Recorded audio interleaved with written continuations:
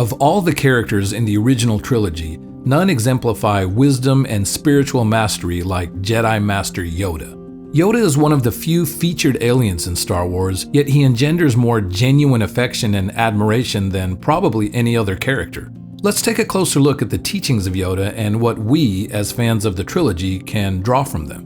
Ben sends Luke on a mission to locate Yoda, but he shows up rather unexpectedly at Luke's camp on Dagobah. Spiritual guides or teachers of any kind often come to us in this way, and often we don't understand that we have found them. Yoda starts right off with an adage that's so profound it merits our deep consideration. He says, "Wars not make one great." In this single line, he subverts Luke's understanding of what it means to be a hero and almost the entire moral thrust of Star Wars to that point, at least in a surface sense. It does the audience well to consider this line also, given that we exist in a world of seemingly endless and painfully destructive conflicts, and yet hold an almost exalted view of military service and martial superiority.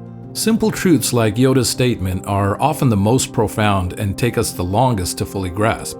Yoda then tosses Luke's possessions about, creating disarray. This symbolizes the role of the spiritual master in creating discord and forcing us to let go of our illusory sense of control. Yoda then takes Luke's lamp, which is also not insignificant, as those who help us grow have a way of grabbing hold of our inner light and not letting go.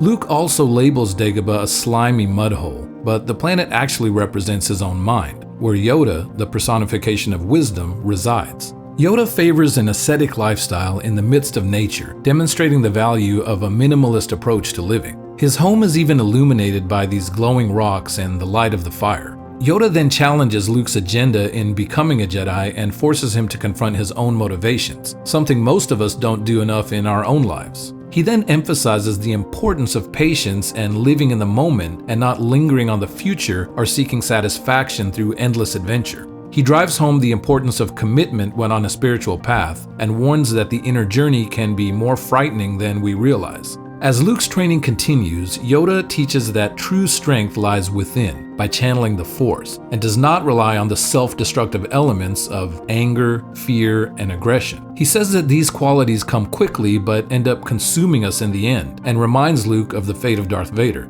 The issue of fear leading to the dark side is interesting. Fear can prevent us from doing what must be done, and it can anchor us to a fatalistic mindset, robbing us of the vision of what is possible. It can also hinder our growth by reinforcing our need to control situations and their outcomes. Yoda instructs Luke to clear his mind, as endless questioning can obscure what our calmer self can easily see.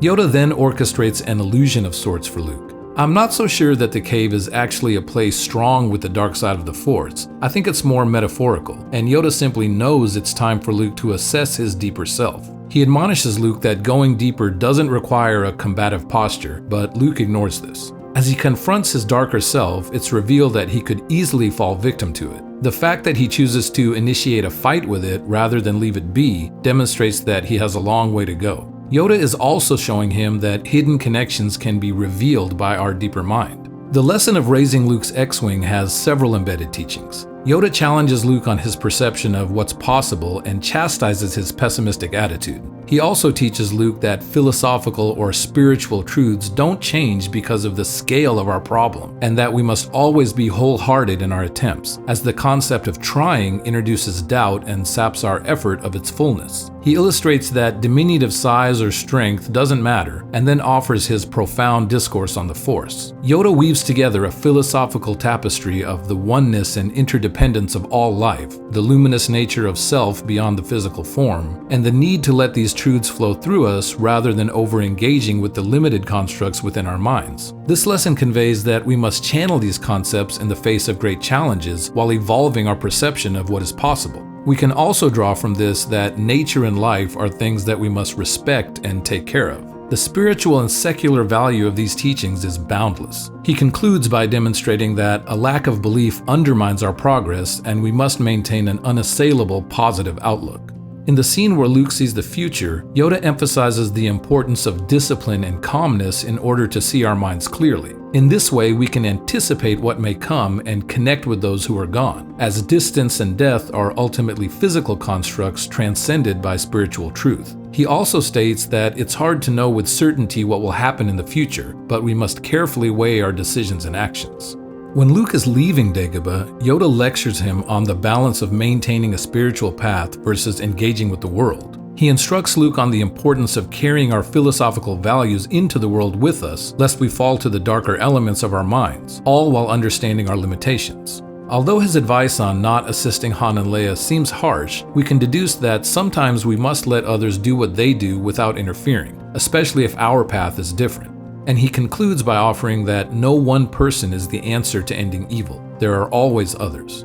In Return of the Jedi, Yoda has become sick and even more aged. We can even see age spots or maybe illness on his skin, but he reminds us that there's great value in listening to our elders. As Luke sweetly takes his cane and covers him, Yoda empowers Luke that he has what he needs within him, but informs him that some challenges follow us and we can't advance until we face them. He admonishes Luke that he should have been better prepared before facing the challenge of Vader, but reminds him that his strength flows from within. He then offers a last warning about the dangers of darkness, and just before he dies, he asks Luke to pass on his learnings, emphasizing that wisdom is the best inheritance we can offer. And then, with his dying breath, he drops an unexpected bombshell about Luke's family.